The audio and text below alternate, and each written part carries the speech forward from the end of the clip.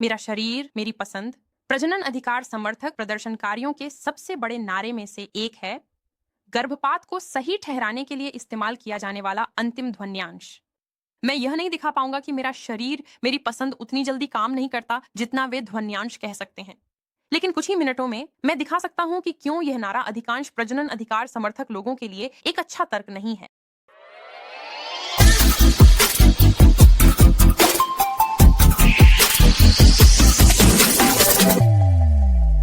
मेरा शरीर मेरी पसंद एक नारे के रूप में कुछ ऐसा दर्शाता है जिसे ट्रेंट हॉर्न संप्रभु क्षेत्र दृष्टिकोण कहते हैं। संप्रभु क्षेत्र दृष्टिकोण में एक महिला का शरीर उसका संप्रभु क्षेत्र है, एक ऐसा क्षेत्र जिस पर उसका पूर्ण नियंत्रण होता है। वह अपने शरीर के भीतर या उसके साथ कुछ भी कर सकती है क्योंकि यह उसका है और केवल उसका ही है। इस तर्क के अनुसार गर्भपात कुछ ऐसा है जो महिला के शरीर के भीतर और उसके साथ होता है।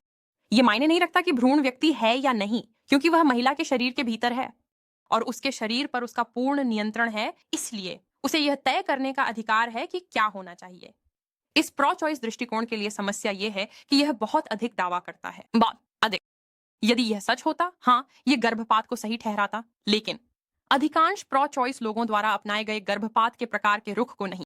जबकि 2019 के एनपीआर पीबीएस न्यूज और मैरिस्ट सर्वेक्षण ने दिखाया कि अधिकांश अमेरिकी रो वी वेड को पलटना नहीं चाहते। अधिकांश अमेरिकी यह भी चाहते हैं कि गर्भपात की पहुंच को किसी न किसी रूप में सीमित किया जाए।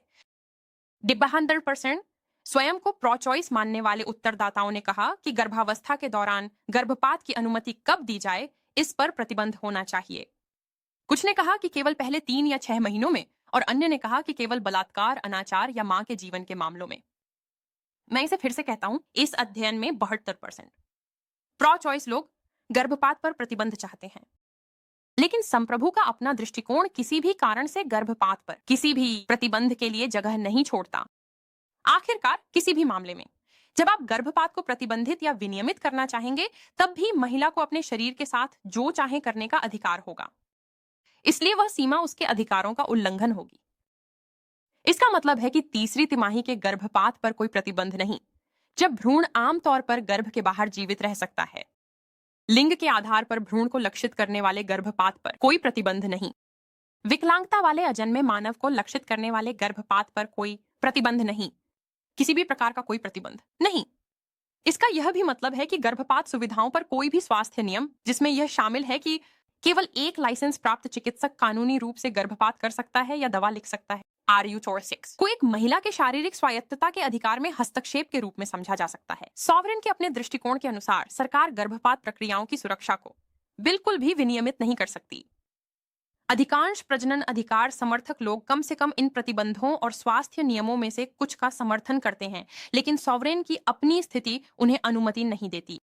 ये भी नहीं बता सकता कि क्यों। ये अन्य स्पष्ट रूप से अनैतिक कार्यों को प्रतिबंधित करना ठीक होगा, जैसे जन्म से पहले अपने भ्रूण को जानबूझकर विकलांग बनाना या एक अजन्मे मानव को जो दर्द महसूस कर सकता है उसे यातना देना। हालांकि मुझे नहीं लगता कि ऐसी महिलाएं हैं जो इन गलत कार्यों को करने की कोशिश कर रही हैं। तथ्य यह है कि सॉवरेन का अपना दृष्टिकोण यह मानता है कि यह एक महिला का अधिकार होगा इन्हें करना, सिर्फ इसलिए कि भ्रूण उसके शरीर के अंदर है। यह सॉवरेन के अपने दृष्टिकोण को अस्वीकार करने के लिए एक अच्छा कारण है। सॉवरेन का अपना दृष्टिकोण उस प्रकार के प्रो चॉइस दृष्टिकोण के साथ असंगत है जिसे अधिकांश प्रो चॉइस लोग मानते हैं।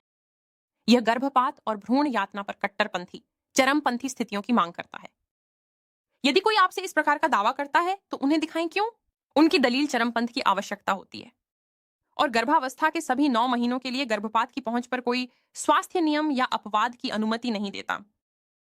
यदि गर्भपात के बारे में कोई भी एक चीज है जिसे हमें विनियमित करना चाहिए या प्रतिबंधित करना चाहिए, तो सॉवरेन का अपना दृष्टिकोण टूट जाता है।